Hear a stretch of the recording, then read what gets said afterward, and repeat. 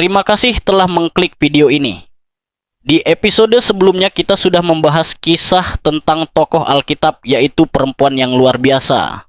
Dan kali ini kita akan membahas kisah tentang tokoh Alkitab yang menarik lainnya. Siapakah dia? Sebelum itu jangan lupa untuk subscribe channel ini supaya bisa lebih berkembang lagi ke depannya. Dan nyalakan loncengnya agar kalian tidak ketinggalan video terbaru dari kami. Tanpa berlama-lama, langsung saja kita masuk ke dalam kisahnya. Ini dia kisah tentang tokoh Alkitab yang bernama Gideon.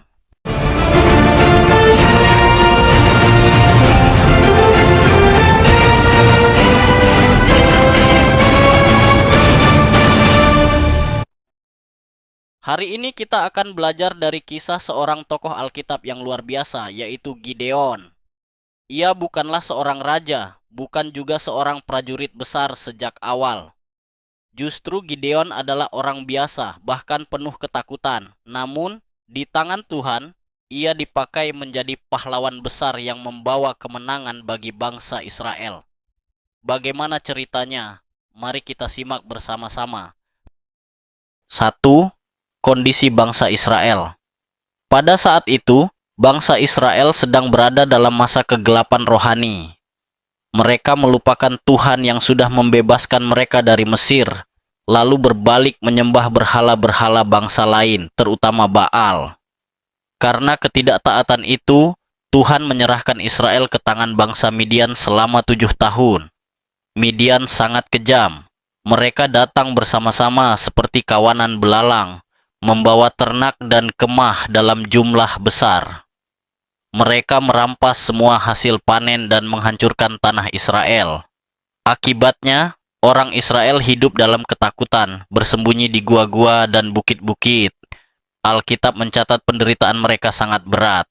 Akhirnya, mereka berseru kepada Tuhan, minta pertolongan. Jadi, bagian ini menggambarkan latar belakang mengapa Tuhan memanggil Gideon.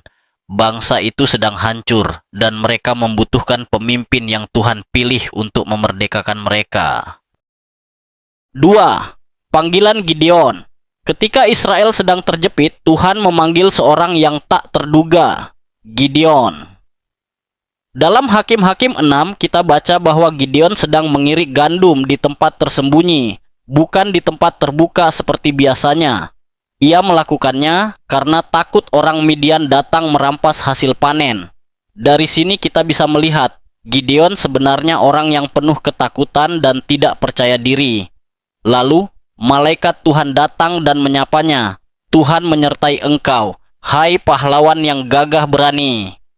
Perkataan ini terdengar aneh bagi Gideon, sebab ia merasa dirinya lemah, bukan prajurit, keluarganya dari suku yang paling kecil. Ia bahkan yang paling muda dalam keluarganya. Namun, Tuhan tetap berkata, pergilah dengan kekuatanmu ini dan kalahkanlah orang Midian. Bukankah aku mengutus engkau? Gideon masih ragu. Ia meminta tanda agar yakin itu benar-benar dari Tuhan. Tuhan pun sabar mengiyakan. Persembahan Gideon disambar api sebagai bukti kuasanya.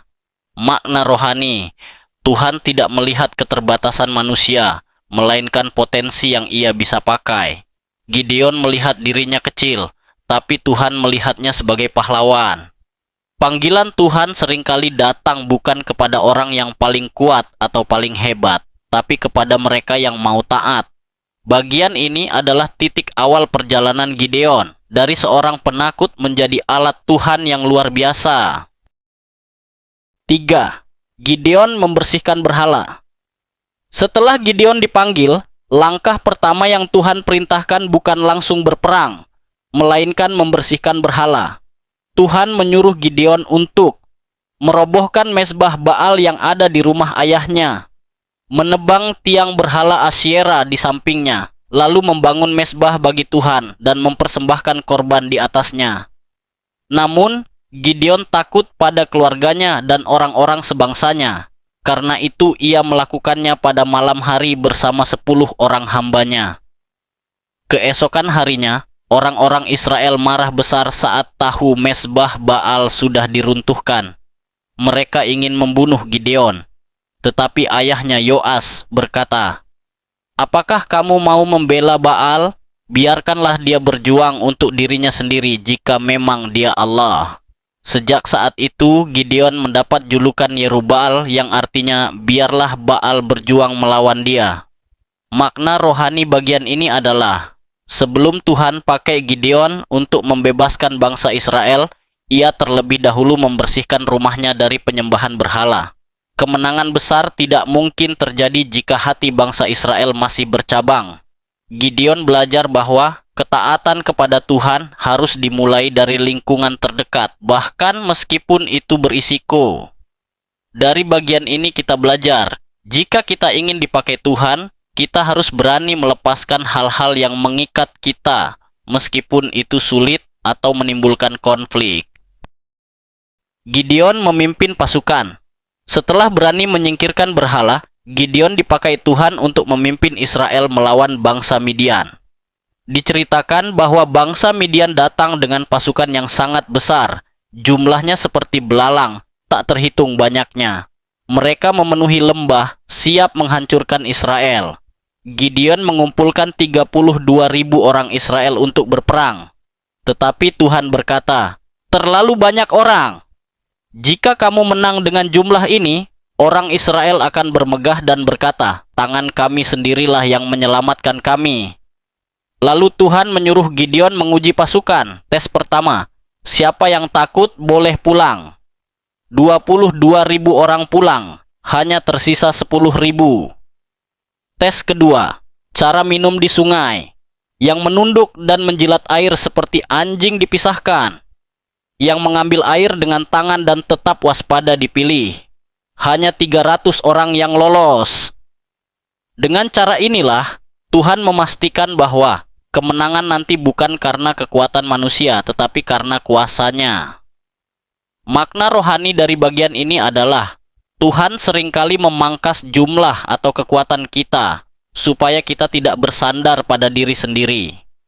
Kadang kita berpikir butuh banyak hal untuk berhasil, tapi Tuhan mau menunjukkan bahwa dengan sedikit pun, asal Dia menyertai, sudah cukup. Kemenangan sejati datang dari iman, bukan dari jumlah, uang, atau kemampuan. Bagian ini menegaskan bahwa Tuhan ingin mengajarkan kerendahan hati kepada Israel, bahwa kemenangan besar akan datang hanya oleh kuasa Tuhan.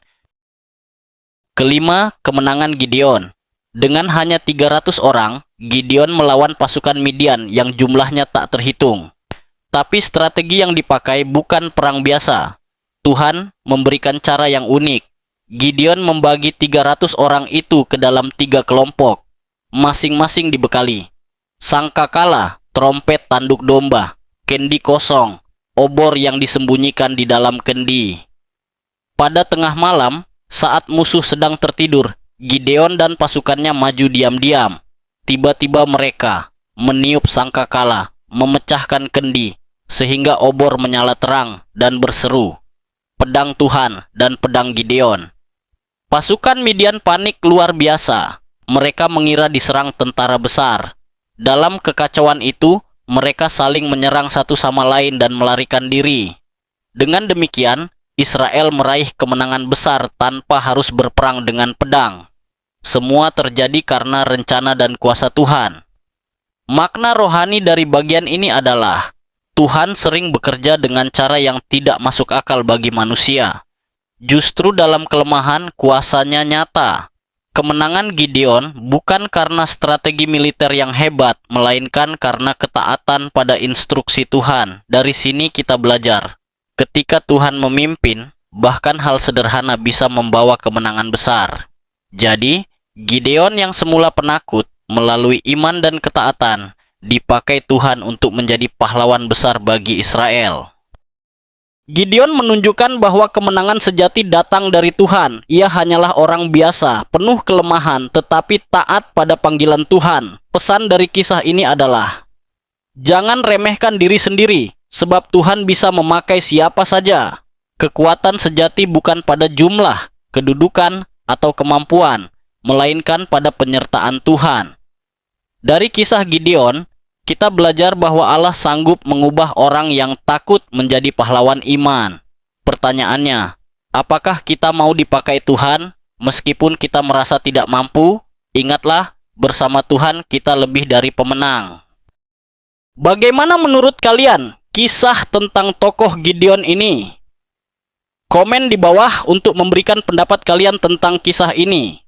Dan jangan lupa untuk subscribe channel ini supaya bisa lebih berkembang lagi ke depannya. Dan nyalakan loncengnya agar kalian tidak ketinggalan video terbaru dari kami. Terima kasih telah menonton sampai habis. Sampai jumpa di episode selanjutnya.